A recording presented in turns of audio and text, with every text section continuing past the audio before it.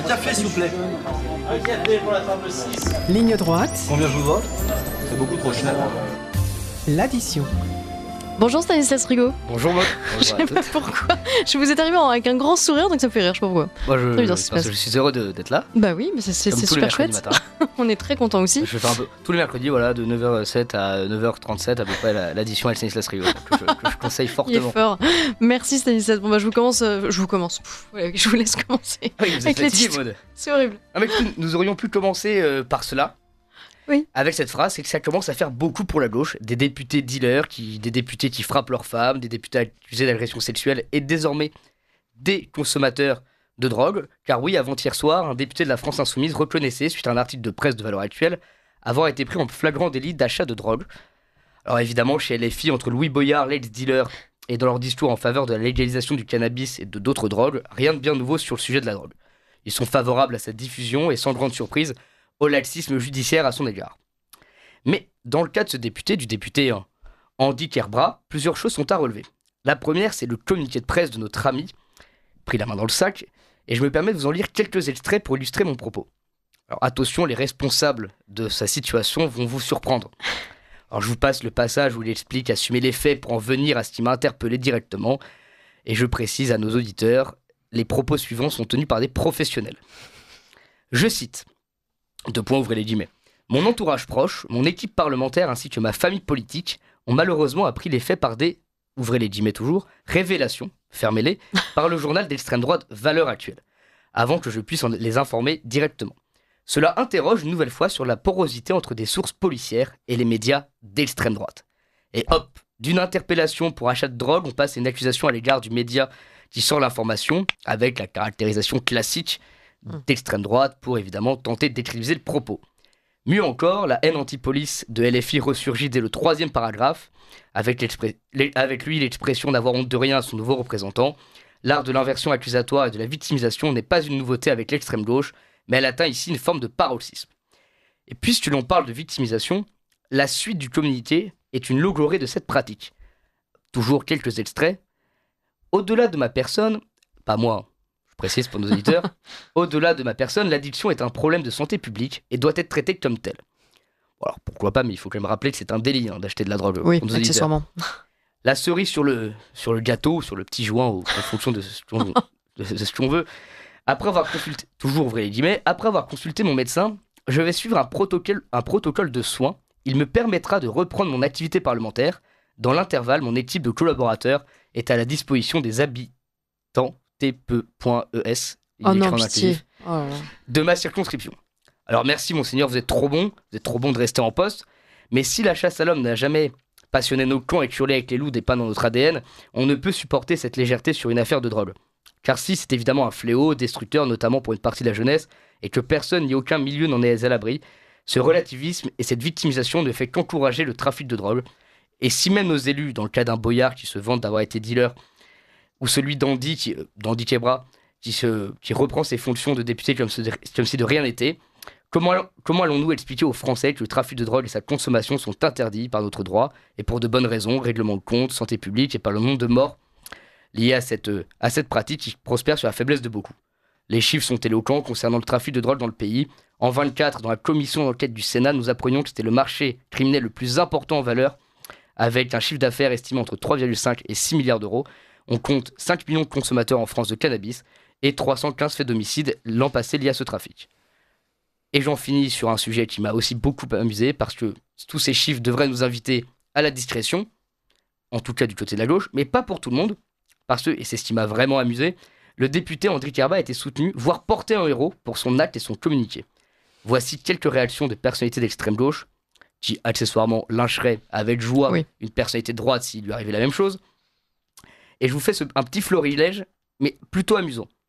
Sacha Anxti, qui est une journaliste militante de gauche, qui écrit sur le réseau social X, anciennement Twitter, « Bah oui, la consommation de drogue ne doit pas être un délit, et la criminalisation des drogues sert surtout à incarcérer les pauvres et les racisés, et n'a jamais aidé à lutter contre les addictions. » Petit ours brun sur Twitter, qui est un militant, et je crois, de ce que j'ai compris, sûrement un collaborateur de la France Insoumise, qui dit « Soutien Andy, on ne devrait pas avoir à s'excuser de cela lorsqu'on est confronté à une addiction. Il faut des moyens pour l'addictologie, dépénaliser et cesser le victim blaming. Ah oui. On a encore ce matin, et j'en ai encore 2 autres, mais on avait encore ce matin un LGBT qui nous expliquait, lui, alors c'était pas racisé, nous apportons notre soutien à Andy Kebra, qui est victime d'un harcèlement homophobe, absolument crasse et inacceptable. Donc globalement, en résumé, Quel rapport? quand on attaque Andy Kebra qui se fait prendre la main dans le sac dans le métro en train d'acheter de la drogue, on est raciste, homophobe, et évidemment, on dit n'importe quoi. Alors je pourrais continuer longtemps, mais je dois conclure avec la meilleure d'entre nous, l'excellente Sandrine Rousseau, invitée ce matin d'une chaîne concurrente pour en parler et le défendre. Sandrine Rousseau, soutien cher Andy, reviens-nous en forme, cœur rose. C'est génial. Alors les amis, désormais, plus besoin de droits dans ce pays, simplement besoin d'un bon petit joint histoire de planer un bon coup, et de décider comme le NFP, de faire ce qui vous va dans la vie. En revanche, n'oubliez pas, ça marche à une seule condition, si vous votez pour l'extrême gauche. Merci beaucoup, Stanislas Rigaud. C'était un peu long, mais ça m'a fait tellement rire de voir toutes ces réactions. Je me suis... Bah, ça fait du bien, hein. Ah ben oui, c'est Non drôle. mais c'est fou, mais on en parlait tout à l'heure justement avec Marie, avec Liselotte, avec Adèle, avec Maëlys. C'est-à-dire qu'en fait, c'est leur électorat, donc évidemment qu'ils vont lui apporter leur soutien. Mais c'est comme avec Quatennens. Alors à l'époque, il y avait eu quand même un peu plus de condamnations, si j'ose dire, mais enfin, il a fallu aller les chercher, les condamnations, quoi. Ah oui, mais là, on n'a même pas eu besoin de à peine attaquer. Ouais. Enfin, je veux dire, à peine l'info sortait qu'ils ils ont tous... Mélenchon, j'aurais pu lire Incroyable. le tweet de Jean-Luc Mélenchon aussi. Ah, j'ai pas vu ça. Mais pareil, un pavé pour expliquer... Enfin, Oui. Objectivement, oui, en plus, ce qui est dramatique dans cette affaire, c'est que ça reste un fléau et qu'il faut accompagner les personnes qui souffrent de cette addiction, ça c'est évident. Mais de là à en faire une promotion et expliquer que c'est homophobe, un truc contre les racisés, de s'opposer au trafic de drogue, je trouve ça absolument lunaire. Moi j'ai une D'où, super réaction Twitter de Ribot dans la sauce, c'est un vidéaste de gauche, si vous ne connaissez pas. Il parle de harcèlement toxicophobe, voilà, c'est ce que subit actuellement Harcèlement ce député. toxicophobe. Ouais. Et on harcèle la toxicomanie, c'est ça? Ah oui, voilà, exactement. D'accord, c'est mal ça. d'accord. Désolé, on peut plus rien le critiquer, c'est-à-dire que... Non mais ok, un pédophile, on sera pédophilophobe. Du coup, Probablement, si on se ouais. prend Ça devient à- trop Enfin, je sais compliqué pas, là, non, les mais, termes. non mais oui, mais Je vais c'est devenir compliqué. modophobe, moi, si vous parlez comme ça.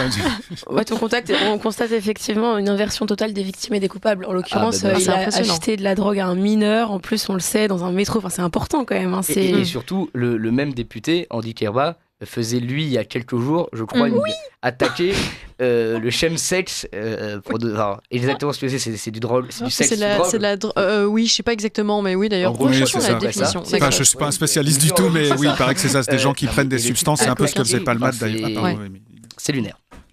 Oui, Ça m'a fait marrer.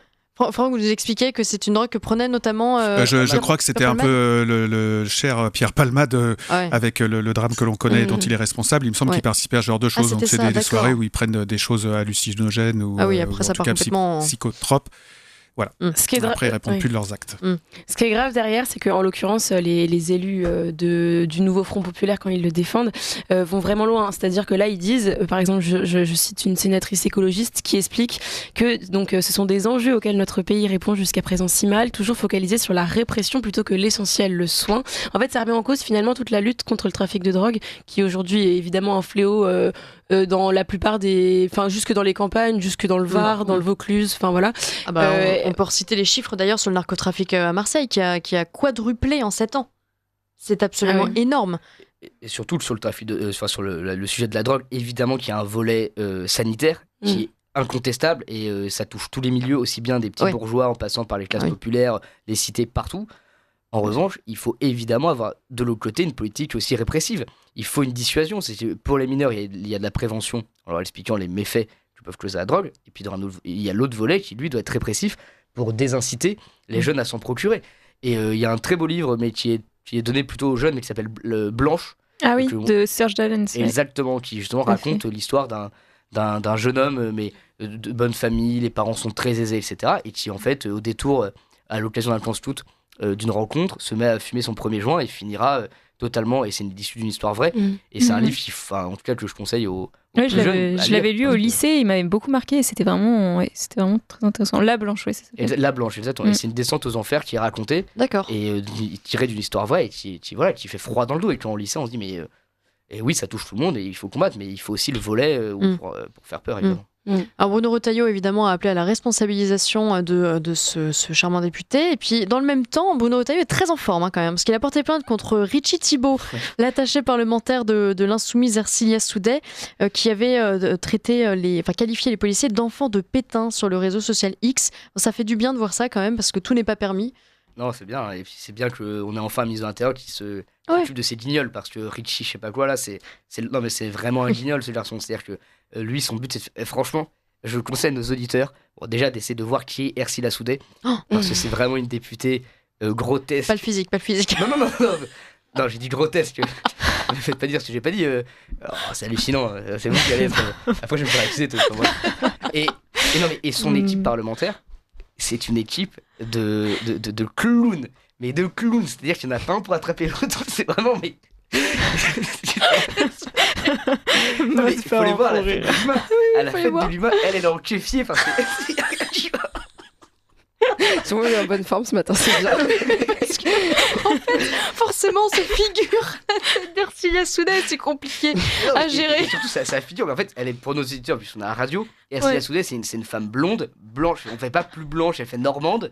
Et elle se balade avec un kéfier autour du cou. Comme une. Enfin voilà, elle se prend pour une. Elle se prend pour une résistante, mais voilà, c'est ça. Bon, une normande, ok. Bon, désolé, merci beaucoup. Donc voilà, on faisait tout à gauche, rien ne va. Donc on parlait de Richie Thibault. Puis il y avait un autre truc. Ah oui, quelque chose que vous m'avez envoyé tout à l'heure sur Thomas Guénolé, qui est complètement hallucinant. Attendez, je vais vous laisser lire, Marie, parce que non, j'y arrive, je recommence. Bon. Politologue de gauche, Thomas Guénolé. Je suis pour raser la basilique du Sacré-Cœur. C'est une. Ah oui, d'accord. C'est génial. C'est une merde meringuée géante. Non mais faut qu'on se calme, faut vraiment qu'on se calme. Non mais c'est abominable. C'est eux qui doivent se calmer plutôt. Oui, c'est eux. Je serais ravie qu'on en fasse un musée des communards. Mais c'est insupportable. Non mais c'est complètement insupportable. Thomas Guénolé. Bon, ça rappelle un petit peu ce que disait d'ailleurs dans un autre genre, Apathy, exactement, avec le château de Versailles. Ouais. Alors ce qui est intéressant là-dedans, c'est surtout le personnage, parce qu'en fait Thomas Guénolé, c'est quelqu'un de très très sérieux. On en parlait une fois, je me rappelle.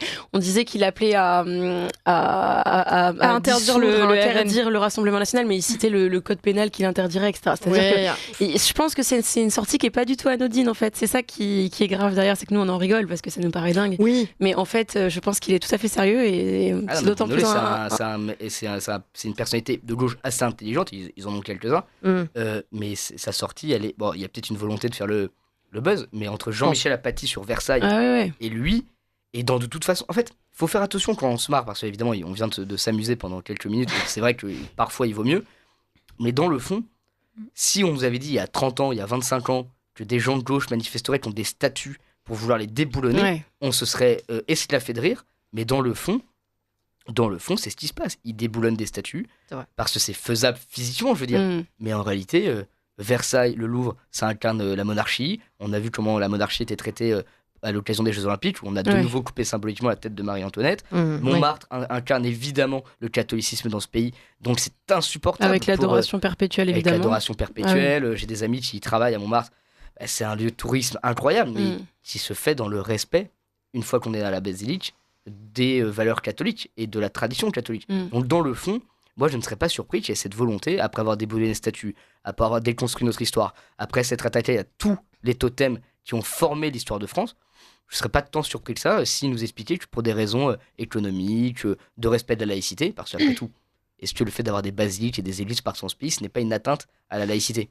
La laïcité, c'est censé être la liberté de culte, on va dire. Bien sûr, mais c'est peut-être un peu pour certains mais gauches. Oui, bien sûr. Après, il faut se souvenir quand même que le Sacré-Cœur a longtemps été un sujet justement de controverse. Ça a été longtemps le symbole, je sais sur France Culture, mais c'est quelque chose dont on a déjà parlé, le symbole de l'écrasement sanglant des communards par les Versaillais. Donc il y a tout un historique quand même derrière.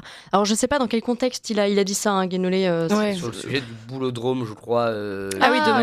D'accord. Ok, ouais. Donc entre Guénolé qui veut raser le Sacré-Cœur et puis et à Marseille, la salle de shoot dans la basilique à Notre-Dame de la Garde, c'est complètement lunaire. Bon, ça a été ça s'arrêtait vite quand même. Oui, bien sûr. Et heureusement. Le sénateur Stéphane Ravier a été encore une fois très efficace là-dessus. là-dessus. Effectivement, ça commence avec on éteint les lumières, les projecteurs qui éclairent la cathédrale de Strasbourg pour des raisons écologiques, et puis ça finit à effectivement. Pourquoi est-ce qu'on continuerait à mettre cette adoration perpétuelle? Pourquoi est-ce qu'on continuerait à... Alors justement, ça nous permet de faire une transition avec les vitraux de Notre-Dame de Paris, Adèle. Tout à fait, les vitraux, gros sujet de ce potentiel changement de vitraux. J'arrive pas, on sait pas encore exactement là si les vitraux vont être mis contemporains. Ce qu'on sait aujourd'hui, c'est qu'en tout cas, le projet est maintenu et donc ils ont fait un appel, ils ont sélectionné 8 vitraillés, 8 artistes en tout cas. C'est comme imminent là. Et c'est ça, en fait, en dépit des appels en dépit des alertes tirées par non seulement Stéphane Bern, mais aussi la Commission nationale du patrimoine et de l'architecture qui s'est prononcée. Qui a voté à l'unanimité contre quand même. Et contre cette adoption, et d'autant parce que ce que je voyais, c'est qu'ils indiquent que la France en 1965 avait adopté donc une charte concernant la conservation et la restauration des monuments et qui recommandait de ne pas détruire un élément classé monument historique, donc ce qui est le cas des vitraux de Notre-Dame, pour le remplacer par un élément contemporain, ce qui est assez logique à partir du moment où rien n'est endommagé, tout est en bon état. Pourquoi le remplacer ? Bien sûr. Vous les avez vus les nouveaux vitraux, enfin ceux dont on imagine qu'ils seront Oui, c'est sur ça que je regardais un peu ce qui se disait aussi là-dessus. Donc on a vu les potentiels nouveaux vitraux de Notre-Dame, et en fait surtout ce qu'on sait, c'est que c'est Emmanuel Macron en personne qui souhaite en réalité ces nouveaux vitraux, et c'est un peu un caprice du prince qui veut moderniser Notre-Dame. Emmanuel Macron et Monseigneur Ulrich, l'archevêque de Paris. Ça, c'est pire encore, c'est aussi à l'initiative du prêtre. Oui, que de l'archevêque de Paris, c'est aussi à son initiative, parce qu'il voulait, lui et Emmanuel Macron, mettre la marque du siècle sur l'édifice. C'est ce qu'ils expliquaient. Et ce qui est, encore une fois, on peut comprendre que chaque époque tente de laisser son empreinte sur un monument qui, j'espère, sera encore millénaire, sera multimillénaire dans les siècles et siècles à venir. Il y a un respect aussi de l'œuvre à avoir, c'est-à-dire que c'est parce qu'elle est justement magnifique qu'on a tous été en état de choc en avril 2019 quand elle a brûlé, c'est parce qu'elle représente une histoire et une tradition, encore une fois, qu'on a tous été bouleversés par l'incendie qui l'a touché. Et c'est pas en voulant tout moderniser, en changeant la flèche, en changeant les vitraux qu'on va réussir à obtenir ça, autant l'entretenir. Et c'était le général Georges Lain qui est décédé, mais qui était responsable directeur en tout cas des travaux de Notre-Dame, qui était contre évidemment tous ces bouleversements. Et je lis à l'instant, par cette décision, le président de la République méprise également la Convention de Venise, signée avec la France en 64, rendant impossible toute dépose des vitraux ainsi que leur remplacement par des œuvres modernes. S'ils sont bien conservés, ça c'était à 60 ans cette charte, et elle est invoquée en vain. En revanche, elle a quand même permis d'empêcher de changer la flèche de Viollet-le-Duc qui, alors pour le coup, était entièrement détruite, pas comme les vitraux. Ils voulaient mettre une flèche contemporaine, mais ce projet a heureusement, on s'en félicite évidemment, a heureusement été abandonné et on a opté donc pour une reconstruction à l'identique de cette flèche. On a vu des projets complètement hallucinants. Je ne sais pas si vous avez vu toutes ces... avec intelligence artificielle, on avait imaginé un rooftop. Une verrière. Je sais pas si vous ils voulaient faire un jardin. Il n'y a pas des gens très sérieux qui ont... Alors, c'est possible. Qui en ont parlé en disant qu'il fallait pourquoi pas en avec faire de la végétation, tout ça. Je crois que c'est pas toujours... Ça correspond en fait à ce qu'on dit depuis tout à l'heure sur l'effacement total. Je crois que c'est une volonté, c'est des choix politiques de tout moderniser. Vous voyez, je suis sûr qu'ils seraient capables de nous proposer des vitraux avec... une mixité dans la représentation. Mais non, mais on rigole, mais... c'est ce qu'on voit par exemple Place Saint-Pierre. Vous avez vu ou pas cette statue ? Vous voyez cette barque ? Bien sûr. La barque des migrants. Comment ça s'appelle ? Des migrants, peut-être. Oui, c'est ça. De l'humanité. Sur la place Saint-Pierre. Ouais, sur la place. Mais c'est quoi, c'est une statue ? Non, ouais, c'est ça. C'est une sorte de grande statue en bronze, on va dire. Avec des migrants qui souffrent et... qui représente l'humanité dans sa vulnérabilité. De façon permanente. Ah oui, depuis longtemps. Mais depuis, vous savez... Quand j'étais allée en terminale en voyage de classe, elle y était déjà. Il y a 15-20 ans, du coup, quasiment maintenant. Voilà, quelque chose comme ça. Je vais pas suffisamment au Vatican. Ah oui, d'accord. Bon, très bien, c'est installé. C'est comme les nouveaux péchés instaurés par le pape. Oui, bien sûr. Oui, mais c'est pas... Oui, ce sont pas des péchés officiels. C'est pas le dogme. C'est... Bon, d'accord. Le pape... Vous êtes plus catho que moi, là. Mais effectivement, d'une certaine manière, mettre sa patte à quelque chose qui est censé être intouchable. Non, mais attendez, il y a quand même un sujet, là, on pourrait en parler, je pense, pour des heures, mais sur l'église, de toute façon, sur la parole du clergé, parfois, qui est quand même choquante. Moi, j'ai eu l'occasion d'être à la messe il y a le week-end de l'hommage à Philippines. Donc la semaine, tout le monde parle de Philippines, et c'était la journée des migrants. Ah oui. On est quand même aux intentions de prière, où en fait, là, on prie pour les migrants qui viennent et qui souffrent. Et oui, en tant que catholique, en l'occurrence, il faut prier pour toutes ces personnes-là. Simplement, dans le même temps, ne pas parler de Philippines qui, elle, est tuée par un migrant qui n'a rien à faire là. On se dit qu'il y a quand même un décalage assez monstrueux. Tout comme il y a un décalage quand on voit les évêques de France, certains évêques, qui appellent à voter pour Emmanuel Macron, sous prétexte que d'ailleurs l'extrême droite sur les migrants n'est pas bien. pourquoi pas débattons-en, mais dans le même temps, on a quand même un président qui est ultra progressiste sur les questions de GPA, de PMA, etc., ce qui ne va pas dans le sens des valeurs Mais catholiques. comment Bien vous sûr. l'expliquez ça, justement, que la parole de l'Église soit à ce point politisée? C'est quoi, Vatican II, tout ça, d'accord, mais aujourd'hui, là, quand même, c'est particulier. Enfin, j'ai l'impression qu'on assiste à... C'est plus des homélies, c'est des meetings, les trucs. Donc, Bah, certaines fois, oui. Mais alors, il y a une nouvelle génération de prêtres quand même qui Oui, change oui. un peu la donne. Oui, et c'est vrai. Parce que, notamment, les fidèles ne sont plus nécessairement les mêmes. On a quand même une génération de prêtres 68 arts, et certains en parleraient bien mieux que moi, mais qui ont été bercés dans justement, suite à Vatican II, ça fait un mal fou. En tout cas, politiquement. À la France, en tout cas. Je ne me permettrai pas de juger leur... à la Ça France, qui est intéressant, c'est parce qu'en fait, Vatican II, finalement, dans les autres pays, quand on va en Italie, on a l'impression d'une messe en latin. C'est dans le respect totalement de. c'est parce que du tu parles en sacré. italien, Marie, attention. Non, pas du tout. Vous Mais laissez même- pas avoir. Non, vous en faites pas. Non, mais c'est pas ça. C'est que je vous assure qu'il y a un sens du sacré qui est maintenu, et c'est juste en Belgique et en France. Et non, en Allemagne, que, c'est encore l'occurrence, pire. En Allemagne, En Ah oui, Allemagne, en c'est Allemagne, encore c'est la pire. folie. Franchement, l'Allemagne, Et c'est. à la messe en allemand, Mais arrêtez c'est ce une Mestrali, matin. je comprends pas ce qu'il raconte. Oui, c'est Mais non. normal, c'est d'italien, Marie. Vous en faites pas, je parle italien et j'ai fait 9 ans de latin. Alors je vois la différence. Ah oui, c'est bien, d'avant de la Oui, quand pas même. mal. Vous avez fait du latin, Ouais, c'est Stanislas? très mauvais, c'est le drame. C'est un des drames de ma vie. Non, c'est une blague, Marie Jouchard. Non, du tout. Non, mais ce que je veux dire, c'est juste que la France a le malheur de toujours prendre l'extrême, par exemple. On le voit avec les normes européennes. C'est vraiment un parallèle, mais qui est véridique. On a toujours le malheur d'aller plus loin de ce qu'on nous impose. Donc, en l'occurrence, l'Église catholique en France a eu le malheur d'aller beaucoup plus loin dans la désacralisation avec Vatican II que les autres pays européens. Ah, mais bien sûr. Mais d'ailleurs, parce qu'il y a aussi, pour le coup, blague à part, pour être très sérieux, il y a évidemment un parallèle entre l'évolution de l'Église et l'évolution de la société. Parce que justement, certains prêtres prennent en compte non pas la vie et les dogmes ou la religion, mais en fait ce qui se passe avec leurs fidèles. Et d'ailleurs, mais ça c'est important aussi, les fidèles de gauche, comme d'hab, n'ont pas de mal, eux, à se plaindre des pratiques de prêtres qui jugeraient trop tradis ou trop conservateurs. À l'inverse, les gens tradis, ou en tout cas qui ne supportent pas que l'Église devienne misime, ont tendance à se taire. Et moi je pense qu'à l'inverse, il faut alerter quand, lors d'une prière universelle, enfin, ou quand des choses sont choquantes à la messe, il faut le dire aussi. Non pas en faire d'un scandale, mais mais aller voir le prêtre à la fin et dire, bah écoutez, moi je trouve ça bien compris pour les migrants, très bien, et pour leur salut. À l'inverse, est-ce qu'on pourrait aussi avoir une nation de prière pour la petite Philippine, histoire juste d'équilibrer les choses, en fait. Au moins que ce soit dit. Voilà, c'est tout. clair. Mais Faut pas qu'il y ait un et on deux peut poids, le deux dire de mesures, façon ouais. très apaisée, discuter avec le clergé, on a le droit de le faire aussi, ils sont à l'écoute. Alors, c'est autre transition avec. C'est fou ce qui se passe ce matin. C'est même pas travailler. C'est fort, tout est improvisé, vous n'imaginez pas. Saint Jean-Paul II, hier. Oui, bah à l'inverse, synonyme d'espérance, et qui lui aussi a eu des combats. Alors c'était pas la Saint, mais la fête de Jean-Paul II hier, Saint Jean-Paul II, pardon, le 22 octobre. Et à l'inverse, lui justement, Saint Jean-Paul II, pour le coup, lui s'est battu contre le communisme de façon féroce. C'est l'une des plus grandes personnalités, des plus grandes figures, je crois, du XXe siècle, en tout cas aussi peut-être du XXIe, qui avait commencé avec son discours qui est resté dans les mémoires, avec son n'ayez pas peur. Et je crois que ça se prête bien à l'époque aussi, c'est-à-dire n'ayons pas peur, soyons combatifs, soyons remplis d'espérance. Et je crois que c'est un message qu'il a délivré au monde qui est assez impressionnant. En quelques années, c'est le pape qui a canonisé le plus de personnes, c'est celui qui a, je crois, fait le plus de déplacements à travers le monde et qui a une voix qui portait pour la paix et notamment pour la place de l'Église dans le monde. Il a fait des choses absolument incroyables, que ce soit de la création des JMJ à des moments de prière partagés entre les différentes religions, non pas pour qu'elles s'agrègent, mais en tout cas pour prier pour la paix. Et je crois que c'est important aussi d'avoir à l'inverse des figures d'espérance, comme celle de Saint Jean-Paul II. Et on a trop tendance à voir le négatif, et les figures doivent nous inspirer, et je crois que le parcours de ce pape doit l'être. C'est une figure qui vous inspire, Adèle Rosner, Jean-Paul II?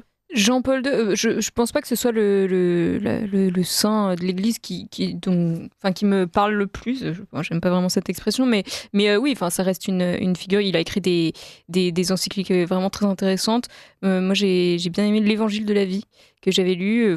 Mais oui, forcément, c'est une figure de l'Église vraiment importante. Marie? Moi, pour son discours évidemment du Bourget en 1980, donc évidemment j'étais pas née, mais nos parents s'en souviennent, il avait ces mots très forts, France fille née de l'Église, es-tu fidèle aux promesses de ton baptême? Et évidemment ça résonne encore aujourd'hui pour en tout cas les chrétiens de France, et c'est des mots qui sont très importants. Il a œuvré, Stanislas le disait très bien, pour justement l'œcuménisme, mais pas forcément bisounours, pour l'évangélisation, et ce travail est d'autant plus important quand on voit, nous, la menace de l'islam en France. Donc oui, je pense qu'on doit on doit s'inspirer peut-être d'une certaine manière des mots de Saint Jean-Paul II. Et il a combattu, et on en a parlé, mais le communisme avec férocité, parce que le totalitarisme communiste, notamment en Pologne et dans les pays de l'Est, a été d'une violence inouïe, où on a empêché beaucoup, parce que justement, toujours dans cette volonté d'effacement de l'histoire et des traditions, il y a des histoires, des récits qui racontent comment le jeune Jean-Paul II, Saint Jean-Paul II, lui, se retrouvait à devoir faire des processions dans le froid ou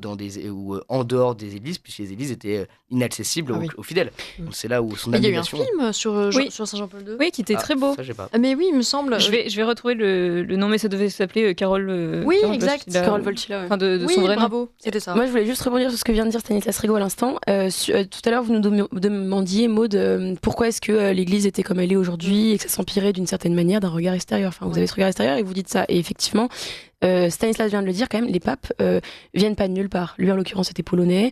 Pour Benoît XVI, il était plus conservateur, allemand, etc. Aujourd'hui, on a, avec le pape François, un pape d'Amérique latine, c'est quand même inédit, et qui donc n'a pas du tout la même vision même de la question migratoire. Ça n'a rien à voir en Europe. Ce n'est pas face à l'islam, ça n'a rien à voir les latins américains et le Mexique, etc. en Amérique latine. Et donc, en fait, disons que c'est politique. Non, mais je sais pas si c'est la naïveté, mais en tout cas, chaque histoire leur est... Ouais, voilà, c'est vraiment très, très culturel. Et donc, quand ils arrivent au Vatican, ils ont évidemment ce rôle spirituel, mais ce rôle politique. C'est aussi un chef d'État. Il faut arriver à différencier les deux. Et c'est des hommes avec leurs expériences qui vont insuffler quelque chose à l'Église catholique. En l'occurrence, avec le pape François, on le voit, c'est bien différent de ce qu'on a vu avec Benoît XVI et Jean-Paul II, qui étaient des Européens et qui n'ont pas du tout la même histoire. Mais on a du mal à concevoir que le pape François veuille vraiment le bien de l'Église, quoi. Parce que là, c'est la décadence totale. Alors, je veux bien qu'il ait effectivement une culture différente, une approche de la migration différente, mais l'actualité, tout nous indique, et pas que en France, c'est pas nous qui sommes dans un bocal, c'est quand même une actualité européenne. On peut pas faire l'apologie de l'immigration en permanence. Et le trafic humain et toutes ces choses. Enfin, oui, il faut prier pour eux, etc., bien sûr, mais il y a quand même un discours qui accompagne ça, qui est quand même pas très... Non, mais bien sûr, il y a des propos, moi, qui me mettent très mal à l'aise. Après, je suis aussi prudent, parce que il y a ce qui dit un peu à l'emporte-pièce, et ce qui, après, fait partie du dogme, et ce qui est réellement à prendre en compte. Donc, je crois qu'il faut être prudent aussi. Et puis, il n'est pas non plus... Oui, alors certes, il est chef d'État du Vatican, mais il est quand même pas dans ce rôle... il n'est pas non plus dans ce rôle de prendre des décisions politiques. Donc, c'est encore autre chose. Et je crois que justement, quand on dit rendre à César ce qui est à César, à Dieu ce qui est à Dieu, c'est pas non plus pour rien. C'est-à-dire qu'il y a aussi des distinctions à faire. Donc je crois que c'est un sujet très compliqué. Et après, c'est toujours très délicat. Nous, notre petit regard, lui, il a une vocation aussi universelle et mondiale. Donc son discours, il ne touche pas simplement les Européens et simplement les Français. Nous, on a évidemment, et c'est pas pour le défendre spécialement, on a aussi à l'inverse notre prisme franco-français qui subit l'immigration de masse. Et d'ailleurs, vous me direz, en France, malheureusement, tout le monde n'est pas d'accord avec nous non plus. Cher Maud, des gens qui subissent au quotidien pourtant... les méfaits de l'immigration sont encore très discours pape François. Il faut bien distinguer, en fait, c'est ce qu'on dit, les paroles que le pape peut dire comme ça, un peu comme disait Stanislas à l'emporte-pièce, et les paroles dans lesquelles il engage son infaillibilité pontificale, ce qui est extrêmement rare. En réalité, je ne sais même pas si le pape François a déjà engagé son infaillibilité pontificale. Je ne saurais pas dire, mais... Je suis pas sûr. Ouais. Bon, écoutez, en fait, on arrive déjà au terme de cette édition. Bon, on a perdu beaucoup de temps rigolant. On a rigolé 7 minutes pour l'émission. Je voudrais bien encaisser parce que je vais finir mon service. Ah, vous justement, encaissez, oui, voilà, c'est ça. Je sais pas qui je tend l'addition. Ouais, c'est Stanislas. C'est pour moi. C'est ça qui régale. C'est une note de frais. Merci beaucoup, Stanislas. Sans détail, s'il vous plaît. Et sans la TVA.